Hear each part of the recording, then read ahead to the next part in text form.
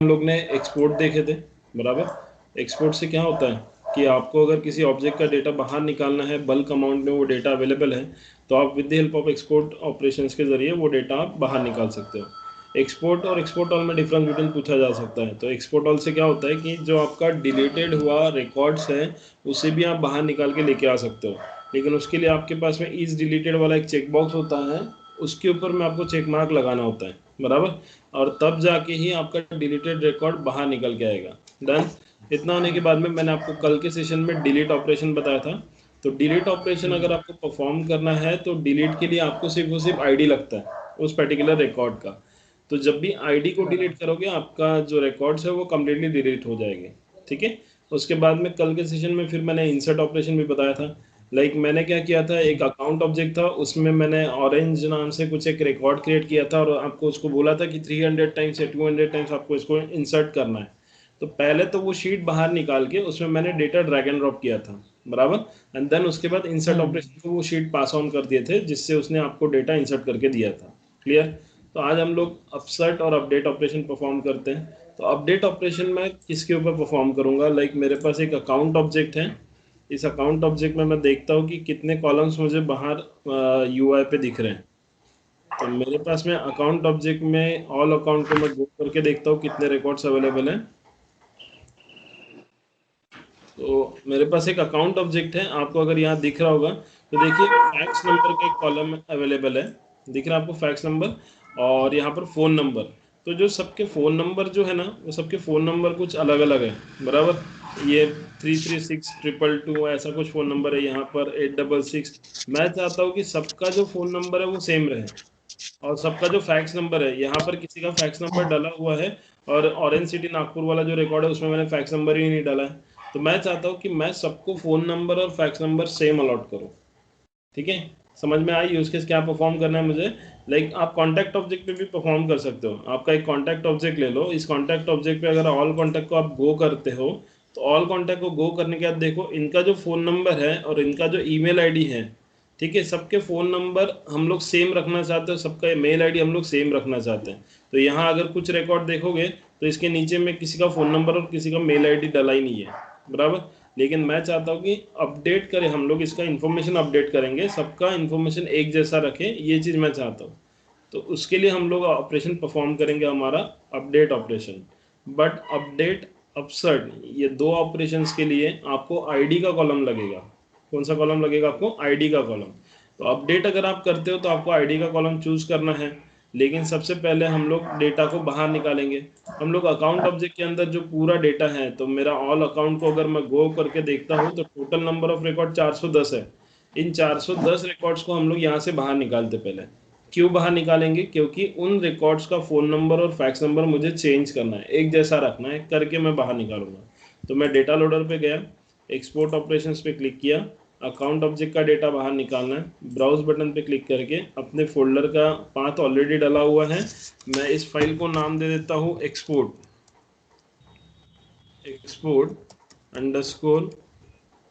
Update .csv, क्योंकि मैं update operation perform करने वाला हूँ इसलिए इस फाइल को ऐसे नाम दिया। सेव कर दो। नेक्स्ट बटन पर हमने क्लिक करना। नेक्स्ट बटन पे क्लिक करने के बाद आपके पास इस अकाउंट ऑब्जेक्ट से आपको कौन कौन से कॉलम लग रहे हैं वो चीज़ आपको पता रहने को ना। अब लगते तो सभी हैं, लेकिन हमारा जो टास्क है हम लोग अपडेट ऑपरेशन परफॉर्म कर रहे हैं। अपडेट ऑपरेशन के लिए मुझे फ़ोन और फैक्स का कॉलम लगने वाला है। लेकिन आपको जैसे कि मैंने बोला कि अगर आप अपडेट ऑपरेशन परफॉर्म करें तो आपको आईडी का कॉलम लेना ज़रूरी है। ठीक है। आईडी का कॉलम लोगे, उसके बाद में फ़ोन एंड फैक्स का कॉलम लेते हैं, एक नेम नाम से भी कॉलम ले ही लेते हैं हम लोग, एंड फ़ोन नंबर। उसके बाद में फैक्स नंबर का एक कॉलम लेना है, फैक्स ऐसे ऊपर ही गया, तो ये नाम मेरा फैक्स का कॉलम। ठीक है। अब मैंने यहाँ पर कोई भी कंडीशन नहीं देना है, क्योंकि मैं चाहता हूँ कि टोटल 410 रिकॉर्ड निकल के बाहर आए। तो इसीलिए मैंने सिंपली फिनिश कर देना, यस ऑपरेशन प्रोग्रेस में है। तो ये आपका 410 एक्सट्रैक्टेड फाइल इसने आपको निकाल के दिया। अब सबसे पहले वो फाइल हम लोग ओपन करेंगे जो कि मेरे डेस्कटॉप पे अवेलेबल है, बराबर। डेस्कटॉप पे एक फोल्डर हमने बनाया था मॉर्निंग बैच 9:30, इसमें वो फाइल अवेलेबल है। तो फाइल अपनी कौन सी है, एक्सपोर्ट अंडरस्कोर अपडेट, इस फाइल को मैं ओपन करूँगा। अब ओपन करने के बाद में मैं चाहता था कि इस फाइल में जो इसका फैक्स नंबर है और फ़ोन नंबर है वो सभी का एक जैसे डाले, बराबर। लाइक मैं सभी का phone number fax number change कर देता हूँ। ये मेरा CSV फाइल, आपने जो कॉलम चूज़ किए वही सेम कॉलम यहाँ पर आपको दिखाई दे रहे हैं। इस कॉलम को थोड़ा सा बड़ा कर देता हूँ। तो देखो आपने आईडी का कॉलम निकाला तो आईडी भी आपको दे दिया उसने, नेम एंड देन ये इनका फ़ोन नंबर। आप देखो यहाँ फैक्स नंबर किसी का ही डाला नहीं है, ठीक है, लेकिन मैं चाहता हूँ कि मैं फैक्स नंबर डालूँ, तो मैं फैक्स नंबर डाल देता हूँ 11111, 4 टाइम्स 1, ये फैक्स नंबर डाल दिया। एंड सभी को मैं जो है 410 रिकॉर्ड, उन सभी को fax number as it is drag and drop कर लेता हूँ मैं 11111। हो गया। और वैसे ही सभी का जो फ़ोन नंबर है वो फ़ोन नंबर भी मैं चाहता हूँ कि फ़ोन नंबर भी सभी का सेम रखूँ मैं, तो सबका फ़ोन नंबर एक ही जैसा रखना है, तो मैं फ़ोन नंबर इनको अलॉट कर देता हूँ 99999। डन। इतना होने के बाद आप इसको भी ड्रैग एंड ड्रॉप कर लीजिए।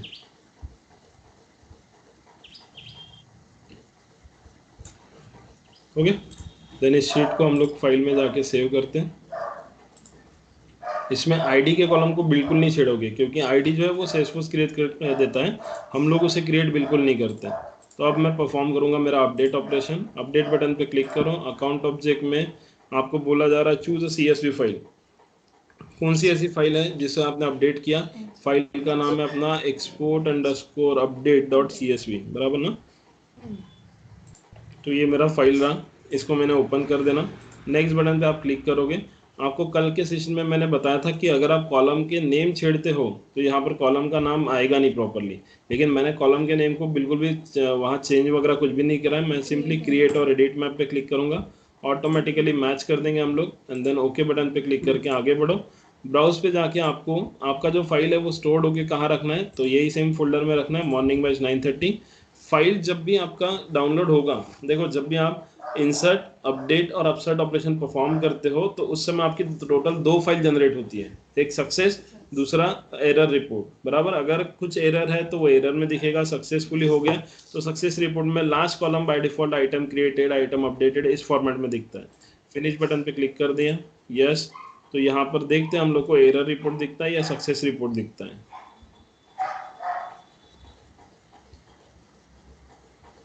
हो गया। तो देखो आपके पास टोटल 410 सक्सेसफुल अपडेट आपको दिखा रहा है।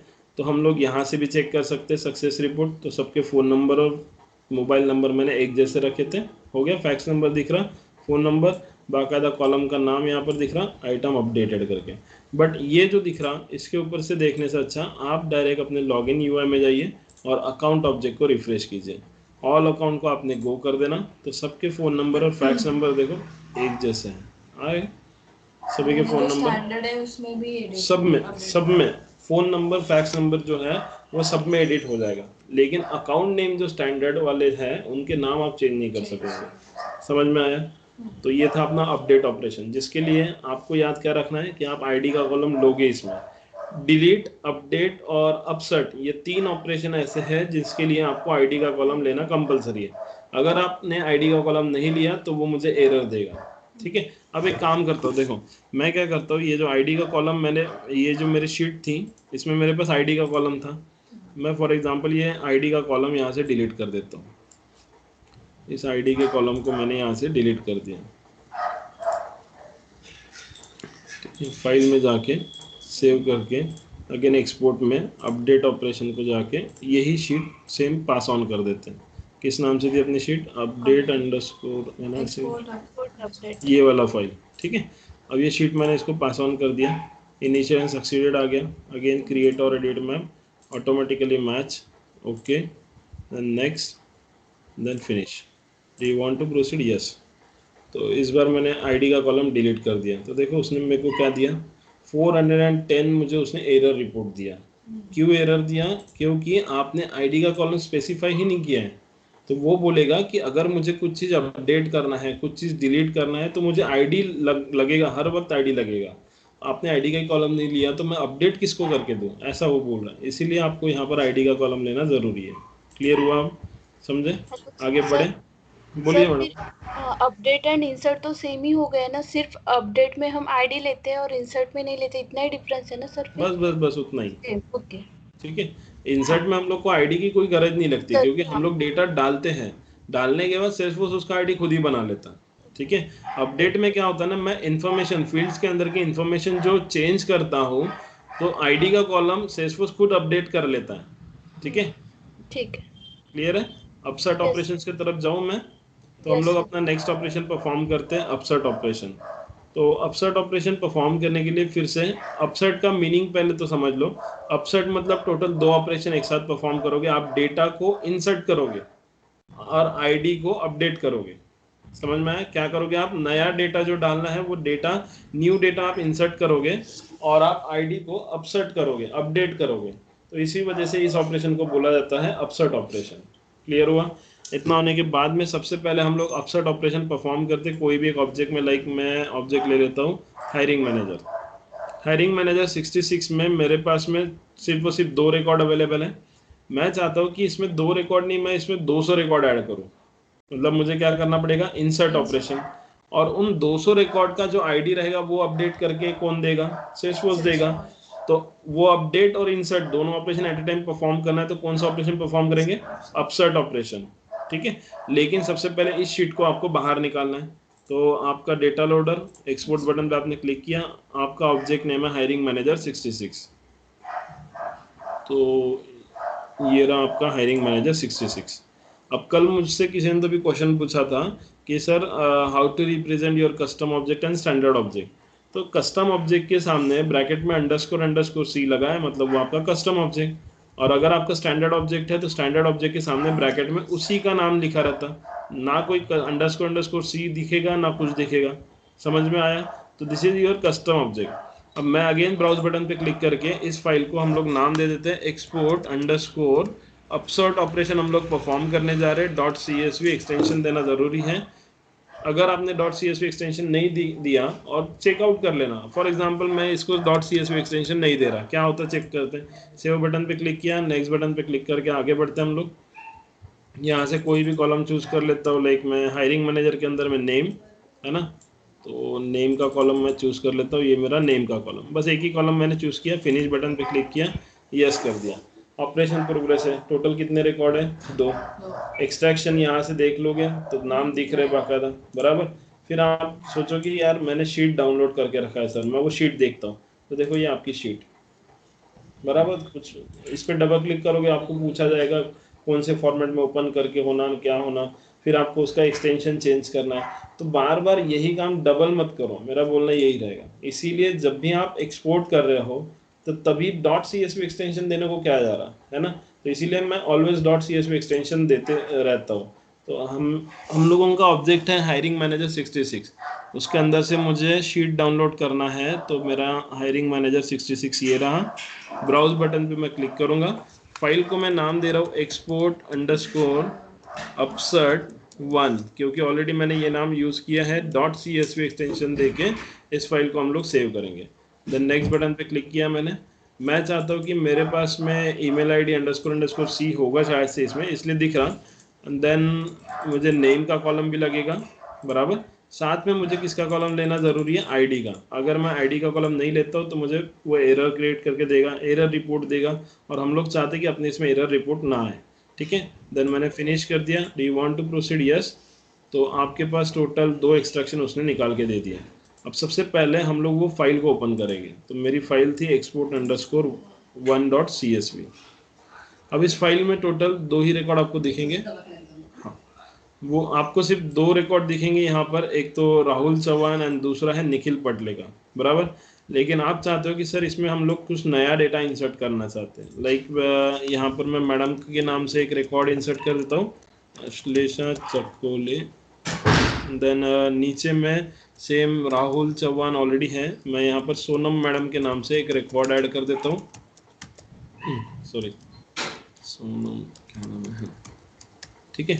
उसके बाद में फिर मेरी इच्छा हुई कि ये जो रिकॉर्ड है, ये चारों के जो रिकॉर्ड है, इन चारों के रिकॉर्ड को मैं ड्रैग एंड ड्रॉप कर दूं, as it is drag and drop कर रहे हैं हम लोग। कितने बार, 100 टाइम्स कर देता हूँ मैं इसमें। तो ये मैंने 100 टाइम इसको ड्रैग एंड ड्रॉप कर दिया। डन।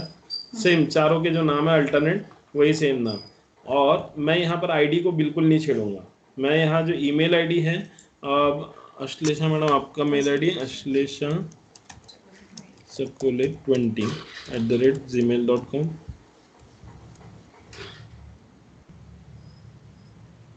बाद में मैंने सोनम मैडम का मेल आईडी डालना है, सोनम का उससे 12 ना, शायद से 12 है @gmail.com। उसके बाद में राहुल चौहान का, ठीक है। तो मैं चाहता हूँ कि ये जो 4 मेल आईडी डाले ये अल्टरनेट तरीके से इन नाम के सामने आ जाए, तो इसको भी मैं ड्रैग एंड ड्रॉप कर लूँगा 100 टाइम्स। तो ये नाम मेरा रिकॉर्ड, ठीक है। अब मैंने किसको छोड़ दिया यहाँ पर, इंसर्ट ऑपरेशन तो परफॉर्म हो गया मेरा, लेकिन मैंने आईडी को अपडेट किया गया नहीं। आईडी खुद कभी भी अपडेट नहीं करना, आईडी सेल्सफोर्स अपडेट करके देगा, ये आपका काम नहीं है, ठीक है। आपने सिंपली ये फाइल में जाके इसको सेव कर देना। तो आपने इंसर्ट ऑपरेशन परफॉर्म किया, इस फाइल को आप दे दोगे अपसर्ट ऑपरेशन को, तभी जाके सेल्सफोर्स जो है इसका आईडी अपडेट करके देगा, साथ में डेटा भी इंसर्ट कर ही दिया आप लोग ने, ठीक है। तो अपसर्ट ऑपरेशन में जाना, आपका जो ऑब्जेक्ट है हायरिंग मैनेजर 66, तो किधर गया मेरा ऑब्जेक्ट, ये रहा मेरा हायरिंग मैनेजर 66। ब्राउज बटन पे मैं क्लिक कर रहा हूँ, फाइल का नाम था एक्सपोर्ट अंडरस्कोर इंसर्ट, किधर गया, upsert1.csv, ये मेरा फाइल था। इसको मैं ओपन करके नेक्स्ट बटन पे क्लिक कर रहा हूँ, इनिशियल सक्सीडेड आ गया, ओके। अब देखो सिर्फ वो सिर्फ ये अकेला ऐसा ऑपरेशन है जिसमें आपका आईडी का कॉलम अपडेट करके देता है, इसीलिए आपको यहाँ पर देखो सिर्फ और सिर्फ आईडी का कॉलम दिखेगा। इसके पहले क्या होता था, आप क्रिएट और एडिट मैप पे क्लिक करते थे, देन ऑटोमेटिकली मैच करते थे, लेकिन अब यहाँ ऐसा नहीं होगा, सिर्फ आईडी का कॉलम देगा, क्योंकि आईडी ही अपडेट करेगा, वो डेटा तो इंसर्ट ऐसे ही हो जाएगा। देन नेक्स्ट बटन पे जब क्लिक करोगे तब जाके आपको ये विंडो खुलेगा, फिर आपके पास पता है आपको क्रिएट और एडिट मैप ऑटोमेटिकली मैच करोगे। अगर कॉलम का नाम छेड़ा है आपने, तो मैंने कल के सेशन में बताया कि कॉलम का नाम अगर आप चेंज करते हो तो यहाँ से आपको मैनुअली ड्रैग एंड ड्रॉप करना होगा, बराबर। ओके बटन पे क्लिक कर दिए, नेक्स्ट ब्राउज बटन पे क्लिक करके मेरा पाथ वही है same, okay, and then finish. Do you want to proceed, yes. तो हम लोग का देखो अपसेट ऑपरेशन चल रहा है, तो उसने टोटल 2 सक्सेसफुल अपसेट दिया, लेकिन 97 एरर्स दिया। क्यों दिया देखते हैं। तो देखो मैंने क्या गलत किया, मेरे पास में हायरिंग मैनेजर वाला एक जो ऑब्जेक्ट था उसमें मेरे पास मैंडेटरी फील्ड मैंने बना के रखा है इन दोनों को, लोकेशन नेम और कॉन्टैक्ट नंबर, जबकि मैंने उसको चूज ही नहीं किया। तो अगर आप कोई मैंडेटरी फील्ड छोड़ देते हो तो आपको वो एरर रिपोर्ट देगा। तो उसका बोलना है कि क्या बोले मैडम, मेरे साथ ही ऐसे ही हुआ था सर कल। हाँ, तो आप रिक्वायर्ड फील्ड छोड़ोगे नहीं, रिक्वायर्ड फील्ड जो भी है है उसको आपको मिस नहीं करना है, ठीक है। तो अब मुझे फिर से यही काम डबल करना है, क्या करूँगा, फिर से मैं एक्सपोर्ट ऑपरेशन परफॉर्म करूँगा। जो मेरा ऑब्जेक्ट नेम था कौन सा है अपना, हायरिंग मैनेजर 66, तो ये मेरा object name hiring manager 66। Browse button पे क्लिक कर रहा हूँ मैं, फाइल को नाम again export underscore upsert 2.csv, done. Save button पे क्लिक करके नेक्स्ट किया। अब इसमें से जो जो कॉन्टैक्ट नंबर मैंडेटरी है बोला था उसने, उसके बाद ईमेल आईडी को ले लिया मैंने, देन आईडी को लेना कंपलसरी अपना, देन और कौन सा था, लोकेशन भी मैंडेटरी दिखाया था, इस वजह से उसने मुझे एरर दिया। नेम ले लेता हूँ मैं क्योंकि वो भी मैंडेटरी है, बाकी कोई टेंशन नहीं है, ठीक है। मैं फिनिश कर दिया, यस। अगेन आपका प्रोग्रेस में है, तो टोटल 2 ही रिकॉर्ड निकाल के देगा। पहले तो जाके उस फाइल को ओपन करते हैं, तो ये मेरा फाइल था, बराबर। इस फाइल में अगेन आपको आईडी का कॉलम दिखेगा और बाकी रिमेनिंग कॉलम भी दिखेंगे जिसको आपने चेक बॉक्स पे चेक मार्क लगाए थे। तो ये मेरा आईडी का कॉलम, ये ईमेल आईडी। तो मैं एक काम कर लेता हूँ, इनका जो कॉन्टैक्ट नंबर है, अगर आपको किसी को इच्छा है कि सर मैं 8888 ऐसा कॉन्टैक्ट नंबर इंसर्ट कर देता हूँ, और ये कॉन्टैक्ट नंबर लाइक आपने कर दिया 50 टाइम्स एंटर, कितने बार 50 टाइम्स, और बाकी जो रिमेनिंग है उसमें आप 7777 कॉन्टैक्ट नंबर डालना चाहते हो, ठीक है। तो ये चीज़ भी आपने इसको 50 टाइम्स कर लिया। आप अलग अलग डेटा डिस्ट्रीब्यूशंस कर रहे हो, ऐसा कुछ नहीं, आपको एक जैसा डालना है एक जैसा डालो, कोई प्रॉब्लम नहीं, मैं अलग अलग डाल रहा हूँ। तो ये 100 टाइम्स हो गए, ठीक है। किसी कोई रिकॉर्ड ऐसे है जिनका फ़ोन नंबर 8888 है, किसी का 99 है। अब मैं मेरा ही आईडी मेल आईडी यहाँ पर ड्रैग एंड ड्रॉप कर लेता हूँ 100 टाइम्स। तो मैं डेटा इंसर्ट कर रहा हूँ, नया डेटा जो भी है आपको चेंज करना कर सकते हो। आईडी को छेड़ेंगे नहीं हम लोग, क्योंकि आईडी सेल्सफोर्स बना के देता। अब यहाँ पर अगेन निखिल पटले के नीचे में मैं यहाँ पर अश्लेषा मैडम का नाम डाल दिए, देन यहाँ पर सोनम मैडम का नाम हम लोग डाल देते हैं, यहाँ पर अक्षय का नाम डाल देता हूँ, ठीक है। एंड इनका लोकेशन, ये जो 2 लोकेशन है इसको as it is copy paste. अब ये पूरा data as it is drag and drop 100 times कर देता हूँ। तो ये हो गया पूरा डेटा, हो गया। डेटा इंसर्ट कर दिए, फाइल में गए, सेव में गए, एंड देन फिर से हम लोग अपना डेटा लोडर चालू करेंगे। अपसर्ट बटन पे क्लिक करके जो अपना ऑब्जेक्ट नेम है हायरिंग मैनेजर 66, ब्राउज बटन पे क्लिक कर दिया मैंने। मेरा फाइल नेम था export_upsert2 बराबर, then open, next, okay. ID का कॉलम, इसको टेंशन नहीं है ना, यहाँ पर कुछ भी करने की आवश्यकता नहीं है, डिसेबल रहेगा, क्योंकि उसका बोलना रहता है कि जब आप अपसेट करते हो तो आईडी का कॉलम मैं खुद बना के दूंगा, अपडेट करके दूंगा, लेकिन बाकी जो कॉलम है उसको आप क्रिएट और एडिट में क्लिक करो, ऑटोमेटिकली मैच करो आगे पूरे column, okay, next, then finish, yes. देखते हैं अभी भी रिपोर्ट कौन सी देता है, सक्सेस देता है या एरर देता है। तो फिर से उसने 97 एरर्स दिया, क्यों दिया देखते हैं। तो मेरा जो फाइल है एरर फाइल, अभी टाइम कितना हुआ 9:54, तो इधर में एरर रिपोर्ट जनरेट हुई होगी 9:54 वाली, ये वाली वो फाइल है। अब क्यों एरर रिपोर्ट दिया देखते हैं, और कोई फील्ड छोड़ा होगा मैंने जहाँ तक एरर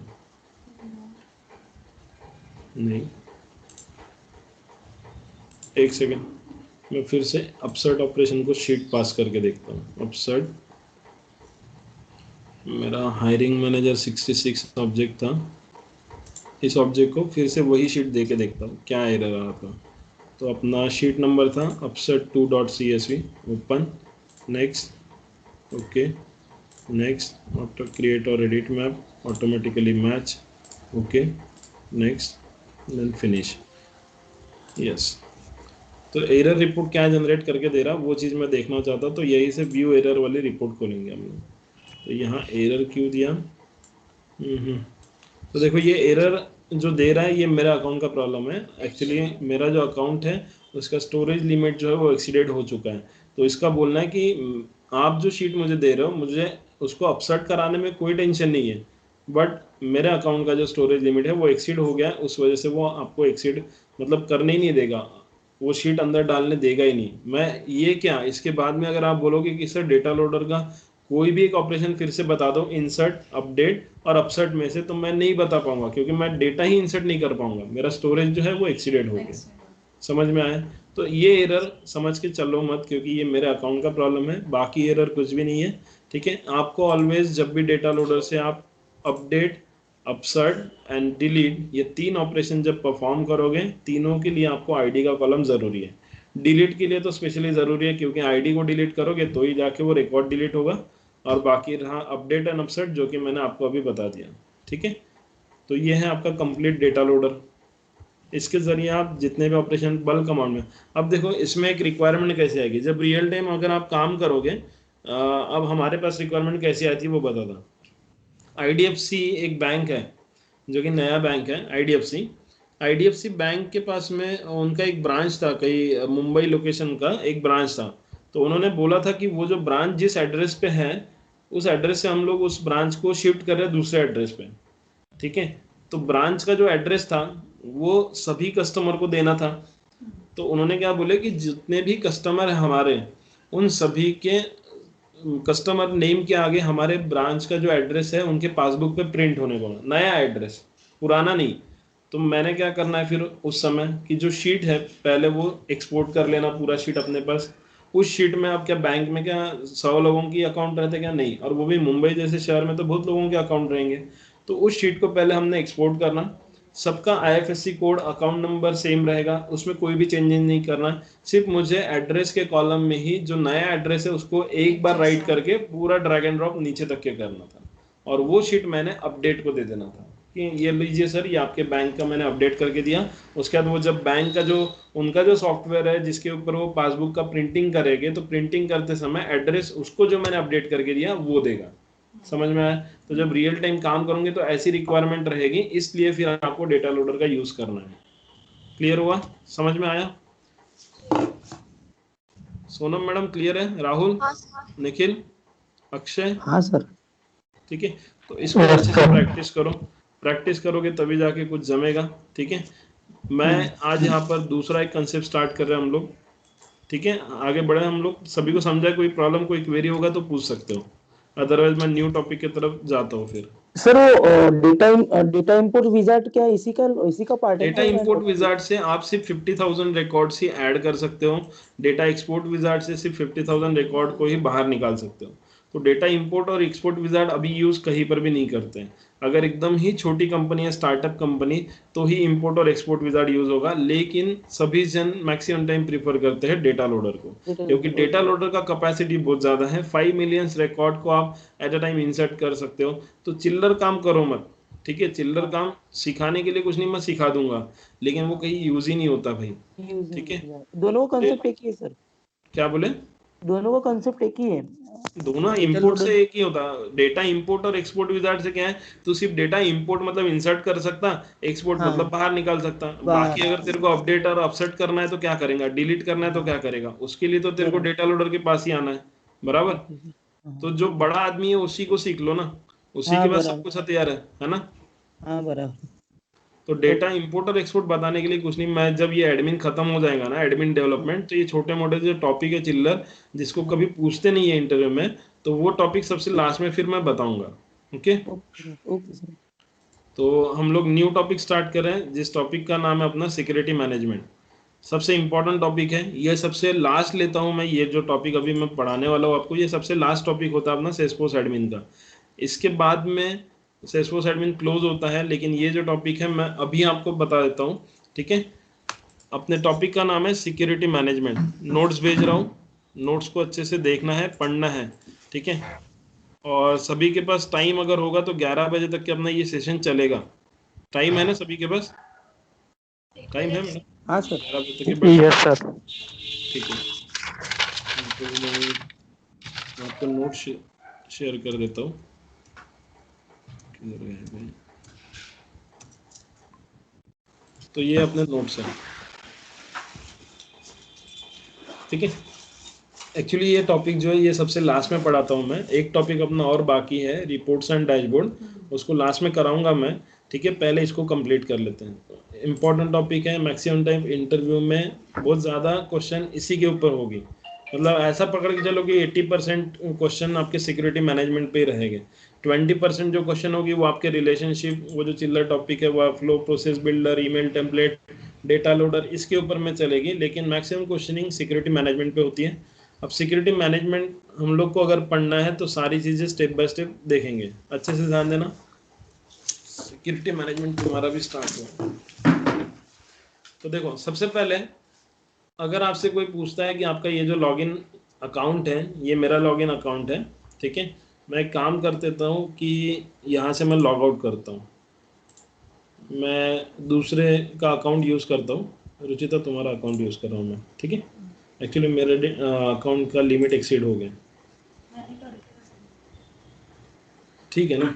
लॉगिन वगैरह सब ले लिया आपने, इनएक्टिव कर देता हूँ मैं इसको। तो सबसे पहले कि अगर आपसे कोई पूछता है कि आपके सिस्टम का कॉन्फ़िगरेशन क्या है, तो सिस्टम का कॉन्फ़िगरेशन कैसे बताते हो? दिस पीसी पे जाके राइट क्लिक करके प्रॉपर्टीज में जाके आप बताते हो रैम इतना है, हार्ड डिस्क इतना है, ये सारी चीज़ें। लेकिन अगर आपसे कोई पूछता है कि आपके लॉगिन यूआई का कॉन्फ़िगरेशन चेक करके बताओ, तो आपको वो करना होता है सेटअप के ज़रिए, बराबर। तो सेटअप बटन पे मैं क्लिक करूँगा, मॉनिटर में जाके सिस्टम ओवरव्यू पे हमने क्लिक करना है। सिस्टम ओवरव्यू पे क्लिक करने के बाद यहाँ से आपको सारा डिटेल पता चलेगा कि आपके पास टोटल 400 कस्टम ऑब्जेक्ट बनाने का लिमिट था, आपने 39 बना के रखे हो। एपीआई रिक्वेस्ट का लिमिट है 15,000, तो सिर्फ 402 ही अभी तक की एपीआई लिमिट यूज़ किया है। Data storage capacity 5.0 MB Salesforce देता है, आपने यूज़ करके रखा है 2.8 MB। देन बिजनेस लॉजिक, जो आप वर्कफ्लो रूल्स लगाए, प्रोसेस बिल्डर के जरिए रूल्स लगाए, वो आपके पास 2000 टाइम्स आप लगा सकते हो, आपने सिर्फ 29 लगा के रखा है। एपेक्स ट्रिगर, जो कि हम लोग डेवलपमेंट मॉडल में पढ़ने वाले, अभी तक के कुछ पढ़ा ही नहीं, तो 0 है, ठीक है। उसके बाद में आप जो कस्टम ऐप जो बनाते थे उसका limit, free developer edition use करें तो 10 का है, अनलिमिटेड यूज़ करोगे तो अनलिमिटेड टाइम्स कस्टम ऐप बना सकते हो, ठीक है। उसके बाद में मोस्ट यूज लाइसेंस वाला सेक्शन जो है ये अपने काम का है पूरे के पूरे सिक्योरिटी मैनेजमेंट में। ये सेक्शन ही हमें बहुत काम का है। इसके बाद में अब यहाँ पर इस सेक्शन में देखो सेल्सफोर्स प्लेटफॉर्म के टोटल कितने का लिमिट है लाइसेंस का, 3 का। मैडम ने ये जिनका अकाउंट है रुचिता, इन्होंने तीनों लाइसेंस यूज कर लिए, इसीलिए ये रेड कलर से इंडिकेट हो रहा है। अब सेल्सफोर्स का जो एक्चुअल सेल्सफोर्स का जो लाइसेंस है उसका लिमिट है 2 का। मैडम ने दोनों यूज कर लिए हैं, इसलिए रेड कलर का इंडिकेशन दिखा रहा है। अब मुझे क्या करना है, मुझे आप लोगों को ये टॉपिक जो है ये स्टार्टिंग से पढ़ाना है। तो क्या करना पड़ेगा, लिमिट तो एक्सीडेड हो गया, फिर ये जो लाइसेंस है ये इनके लाइसेंस में रिलीज कर देता हूँ। रिलीज मतलब जिन जिन लोगों ने ये लाइसेंस का इस्तेमाल करा है उनसे हम लोग ये लाइसेंस वापस लेते हैं। कैसे लेंगे वापस, तो हम लोग जाएंगे मैनेज यूजर्स। पूरा सिक्योरिटी मैनेजमेंट ये एक टैब के ऊपर डिपेंडेंट है, मैनेज यूजर्स। इसमें जाके आपने यूजर्स में जाना, यूजर्स में जाके जो जो यूजर्स ने आपके जो लाइसेंस थे उसको इस्तेमाल करा है उनके ज़रिए हम लोग उनके पास से उनके लाइसेंस वापस लेते हैं। तो कैसे लेंगे हम लोग वापस उनके लाइसेंस, तो हाँ यहाँ पर आपके पास जो एडिट बटन दिख रहा है ये यूज़र इन्होंने कल क्रिएट करके रखा है। इनके यूज़र पे मैं एडिट बटन पे क्लिक करूँगा। एडिट बटन पे क्लिक करने के बाद में जो इनका एक्टिव वाला चेकबॉक्स रहेगा इसको मैं हटा दूंगा and then save. Again remaining जो यूजर्स हैं उनको भी वैसे ही करते हैं, एडिट बटन पे क्लिक करना एंड यहाँ पर भी जो एक्टिव वाला सर स्क्रीन चेकबॉक्स अट लगा गया। हुआ है। बोलिए मैडम, किसी कोई प्रॉब्लम? स्क्रीन अटक गई थी सर। अभी दिख रहा है क्या? हाँ अभी दिख रहा है, लेकिन क्या प्रोसेस की वो पता नहीं सर। ठीक है ठीक है, अभी मैं चालू करने का ही वो सिक्योरिटी मैनेजमेंट, कोई टेंशन नहीं। अभी तो पहले मुझे उनके लाइसेंस में इनको वापस कर रहा हूँ।